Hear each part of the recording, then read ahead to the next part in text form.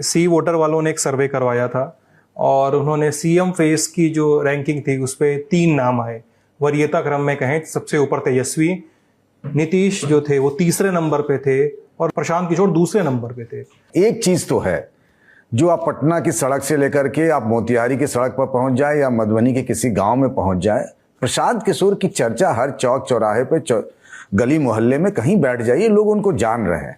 जो शुरुआत में उनके बारे में कहा जाता है कि टिकेंगे नहीं, चले जाएंगे, तो जो चंपारण की भितियरवा से उन्होंने अपनी शुरुआत की, अब लगातार 3 साल तक खुद ही कहते हैं कि 5000 गांव में हमने पदयात्रा की है, लगातार डटे हुए हैं। एक तीसरी ताकत बनते हुए दिख रहे हैं, नजर आ रहे हैं चर्चा के आधार पर।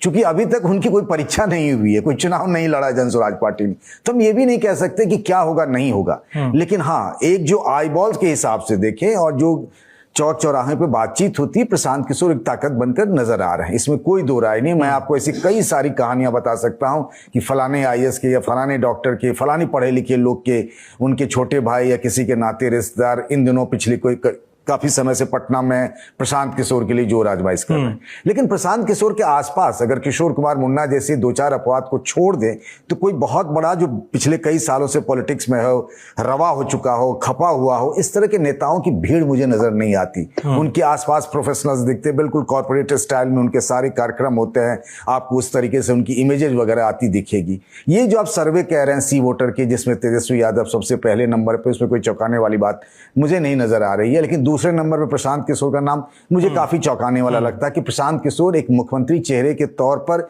दूसरे नंबर पर दिखाया जा रहा है। बीजेपी के नेताओं की अगर हम खास तौर से बात करें तो उनको लगता है कि सबसे ज्यादा प्रशांत किशोर के होने से डेंट अगर किसी को है तो वो बीजेपी को लगता है, बीजेपी को लगना है। एजेंडा वो जरूर सेट कर रहे हैं। किसको पता था सम्राट चौधरी के बारे में, अशोक चौधरी के बारे में, मंगल पांडे के बारे में, दिलीप जायसवाल के बारे में, संजय जायसवाल के बारे में। ये काम तो आरजेडी और कांग्रेस का भी होना चाहिए था, लेकिन उधर से तो कोई ऐसी बात ही नहीं आई।